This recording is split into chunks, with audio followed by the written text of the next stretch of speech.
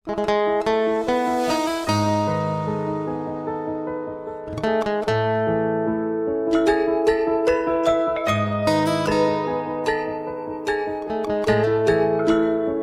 Anda masih bersama kami di FM 93 MHz di Dialog Indonesia Bisa terkait dengan pengimplementasian Bali Mandiri Energi dan Energi Bersih. Ini PKK selalu hadir untuk mendukung dan bergerak ya mewujudkan 44 tonggak peradaban Bali era baru ini.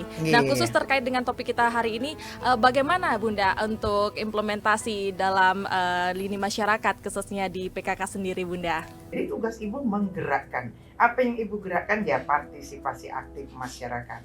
Jadi sekarang dengan memberikan sosialisasi, menginformasikan hal-hal yang penting yang terkait dengan pemerintah dan masyarakatnya, itu yang Ibu sampaikan dengan harapan setelah pemahaman kemudian bisa mengaplikasikan. Jadi mewujudkan bersama-sama. Jadi yang Ibu inginkan sekarang terkhusus topik kita kali ini ya, intinya sekali itu adalah kemandirian. Nah, bahwa apa yang kita lakukan di daerah pemerintah dan masyarakatnya mandiri, tetapi masyarakat yang mandiri sesungguhnya sangat diperlukan oleh negara dan bangsa ini. Bali misalnya. Indonesia bisa. Subtopiknya lah Bali bisa mewujudkan Bali Mandiri Energi dengan energi bersih. Iya. Nah, terkait dengan salah satu penanda Bali era baru, Bali Mandiri Energi dengan energi bersih ini adalah salah satu dari 44 tonggak penanda peradaban Bali era baru sesuai dengan implementasi dari visi Namun Satkerti Loka Bali, yaitu menjaga keharmonisan alam, manusia, dan kebudayaan.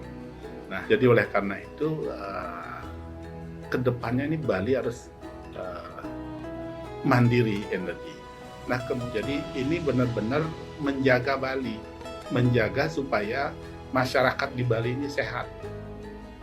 Jadi berbagai kebijakan telah dilakukan, misalnya dikeluarkannya surat edaran tentang penggunaan rooftop yang menggunakan sinar matahari, sinar surya sebagai sumber energi. Dan ini terus-menerus dilakukan oleh Pak Gubernur untuk bagaimana kita bisa paling tidak 2045 itu sudah mencapai net zero emission. Ini sebenarnya permasalahan pokok yang ingin diselesaikan oleh Pak Koster selaku Gubernur. Yang pertama adalah harus mandiri kita dengan energi. Ya, memang program Mandiri Energi ini memang banyak tantangan. Nah, jadi kita Mandiri Energi seperti dijelaskan oleh Prof. Dandi tadi memang dasarnya ke sana bahwa kita tidak ingin Bali ini jika terjadi sesuatu itu tidak bisa menerangi Balinya sendiri. Betul. Itu yang kita tidak inginkan. Memang ketika diskusi dengan Pak Koster bahwa kita tidak ingin masyarakat itu tidak mau tahu dari mana energinya. Perlu masyarakat itu ketika dia menyalakan lampu, mereka harus tahu dari mana ya datangnya energi ini, begitu kan. Saya bersyukur sekali Pak Koster sudah memperhatikan ini begitu dan sudah berpikir jauh ke depan untuk menyelamatkan Bali dari ini. Oleh karena itu dibuat peraturan Pergub ya, Pergub 45 tahun 2019 dan juga menandai hanya satu-satunya ini hanya Provinsi Bali yang membuat ini dan itu pertama kali sebelum nasional juga keluar kita sudah mengeluarkan itu Pergub. Kalau dilihat dari urgensinya, kalau menurut saya pribadi sangat urgen. Bagaimana kalau misalnya kita tidak menerapkan Bali Mandiri Energi? Tadi saya sampaikan 70% tergantung dari luar. Kemudian distribusinya masuk ke Bali juga sangat berisiko. Ini sangat urgen. Kendaraan listrik sekarang ini di Bali sedang booming. Itu memang satu sisi sangat membahagiakan bagi kita ya, karena itu sesuai dengan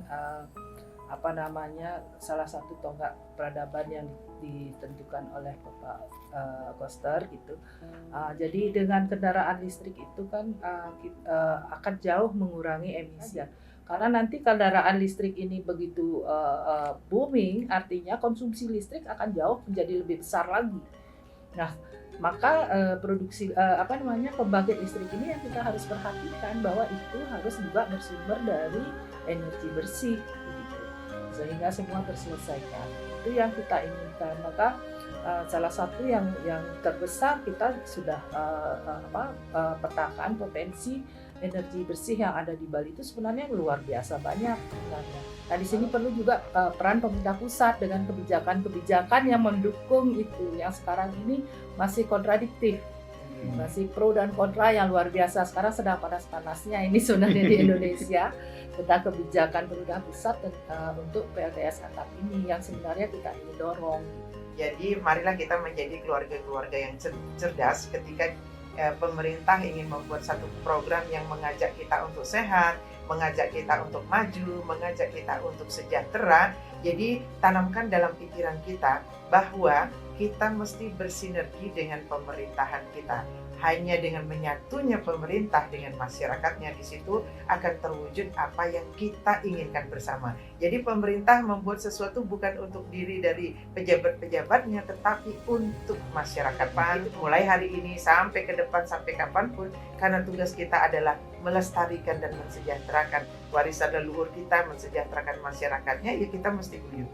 Jangan sampai masyarakat dan pemerintahnya terpecah karena yang rugi kita semua.